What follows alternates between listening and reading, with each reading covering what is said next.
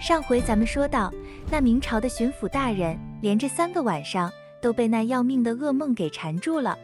梦里头，老父亲在那森罗殿的油锅里头挨刑，哭着喊着让儿子找个吃官饭的来救他，还说就这几天，那人就要到了。您猜怎么着？过了3天，那押运粮饷的魏京泉可不就真到了。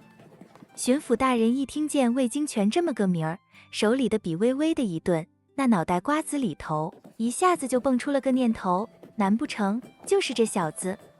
可他转头一想，又觉得自个儿可笑。梦里头说的话能信吗？这位魏京泉不过是个管着粮饷的芝麻官，怎么可能是老父亲说的能救命的大人物？让他进来。没多大会儿，那魏京泉就走进了书房。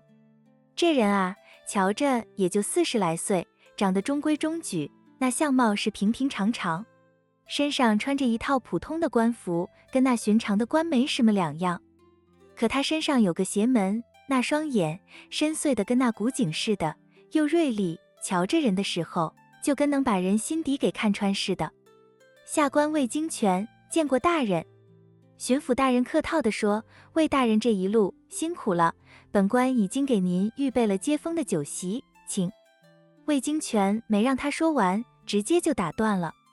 多谢大人这番好意，可下官身上还有要紧的差事，这酒席嘛，怕是赶不上了。巡抚大人愣了那么一下。差事？那粮饷的事儿，本官已经给您安排的明明白白了，魏大人您甭操心。魏京泉那语气是淡淡的，不是粮饷的事儿，是别的差事。别的差事？魏京泉没再多说一个字，只是道：下官想借大人的偏僻宾馆住几天，不知行不行？巡抚大人心里头犯着嘀咕，可还是答应了。这有什么不行？只是那宾馆简陋，怕是委屈了魏大人。魏京泉说，没关系，下官爱清静，那宾馆正合我心意。事情安排妥了，魏京泉就一个人去了那宾馆。巡抚大人瞧着他的背影，那心里头的疑团啊，就跟那雪球似的，越滚越大。这小子瞧着真有点邪门。当天夜里，巡抚大人翻来覆去，怎么也睡不着。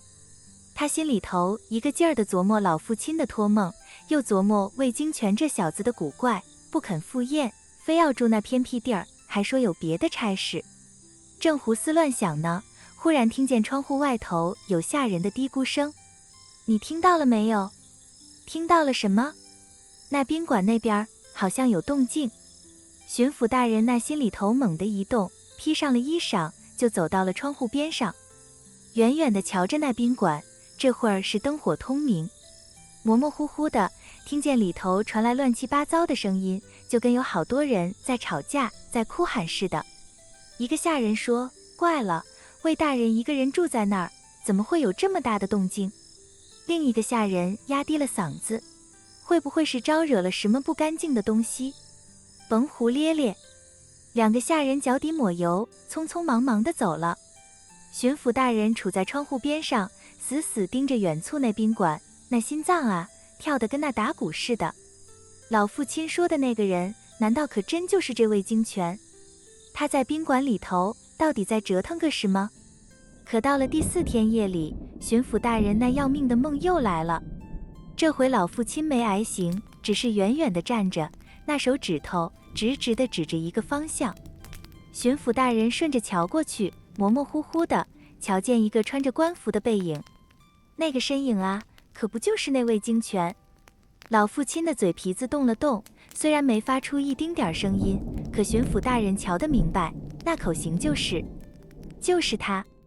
巡抚大人猛地一激灵醒来，那浑身上下汗透了。4个晚上的梦，一回回的都指着这么一个人。这人偏巧在老父亲说的时辰就来了，他非得住那偏僻地界儿，半夜里头屋里还闹鬼似的动静。这一桩桩一件件，绝不是那什么凑巧。天一亮，巡抚大人就拿定了主意，他要亲自去瞧瞧这位京泉，当面给问个明白。哪怕是被人当成了疯子，哪怕是白跑一趟，他也得去试试，为了自个儿的老父亲。第二天一大清早，巡抚大人就急吼吼地赶到了那宾馆。魏京泉这会儿刚起身，瞧着是精神头不太够，那眼皮子底下还带着淡淡的轻影。巡抚大人明知故问地叹了一句：“魏大人昨儿个晚上睡得可还踏实？”“还成。”魏京泉那语气是淡淡的，听不出半点不对劲儿。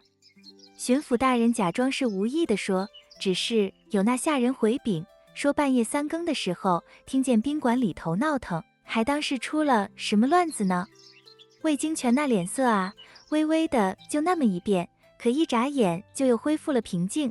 没准是猫猫狗狗吧，这么个老地界儿，有那么点动静也是难免。巡抚大人直勾勾地盯着他的眼，那心里头啊，就跟那明镜儿似的，这小子准有鬼。他深吸了一口气，得了，也甭绕圈子了，就这么摊牌吧。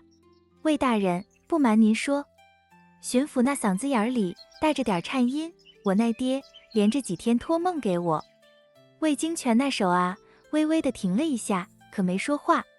他说他呀，正在那阴曹地府里头挨刑。巡抚大人接着说，那语气是又急又恳切。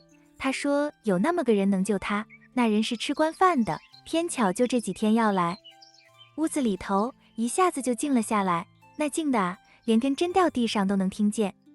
许久，魏京泉才缓缓抬起头，瞧着那巡抚大人，那双眼啊，锐利的像那刀子似的，就跟能把人从里到外给瞧个透。魏京泉长长的叹了一口气，大人既然瞧明白了，那我也就甭掖着藏着了。巡抚大人那心里头猛地就是一震，您是说令尊的案子？魏京泉那语气是平静的吓人，正在我这儿过手。巡抚大人那耳朵都快不信了，您真是……他话还没说完呢，魏京泉忽然就起身站了起来。他走到窗户边上，背冲着巡抚大人，那声音里头带着股子说不出的疲惫。大人，您真想知道我是个什么人？请您开金口。魏京泉沉默了那么一会儿，才缓缓开口：3年以前，我也就只是个寻常的小官，跑来跑去的运送粮饷。那年冬天，我在路上突然得了疾病，发高烧，烧的是7荤8素，瞧着就要没命了。后来呢？后来迷迷糊糊的时候，我瞧见2个阴差杵在床边，他们说阴间正好缺一位管事的，问我愿不愿意去当那代理阎罗。巡抚大人倒吸了一大口凉气。我那会儿本来就半死不活，魏京泉接着说，心想横竖都是死，不如痛快应下来。于是他们给了我个机会，阳寿给我再添3年，可到了夜里头，我就得去森罗殿办阴间的案子。这么说，您就这么应下了？是。魏京泉转过身来，那神色是坦坦荡荡，我应下了。这3年功夫，我白天是个管着粮饷的芝麻官，一到了晚上，我就成了那森罗殿里头的代理阎罗。巡抚大人吓得是嘴都合不拢，瞧着眼前这个瞧着平平常常的中年汉子，竟然是个掌管生死的大人物。可如今，魏京泉那嗓子眼里带着股子沉重劲儿，3年期限眼瞅着就要到了，再过7天，我这阳寿可就到头了。您说什么？凡人想当那阎罗，就得用自个儿的阳寿来换那阴间的权利。魏京泉那语气是云淡风轻，我续了3年的命，就在阴间办了3年的案，如今时辰到了，我也就该走人了。屋子里头又是一阵死寂。巡抚大人这会儿才恍然大悟，明白了魏京泉为什么不肯去赴那酒席，为什么非要住那冷清的宾馆。人家知道自个儿的时日不多了，不愿意跟阳间的人再有过多的牵连。那我那爹的案子？巡抚大人嗓子眼里带着颤儿问道。令尊的案子？魏京泉叹了口气，实打实地说，就是我在审理，求您发发慈悲，救救他。巡抚大人扑通一声就跪下了。各位看官，瞧瞧，这魏京泉白天是个管着粮饷的芝麻官，夜里头一摇身，竟成了那森罗殿里头掌管生死的阎罗。要命的是，他阳寿只剩下7天。老父亲在阴间挨那油锅的苦，儿子在阳间扑通跪地，苦苦的求。这么个阴阳两隔的救命活路，到底能怎么个收场？好了，今儿个的故事就先说到这儿，咱们下回阴阳判官接着给您细细的唠。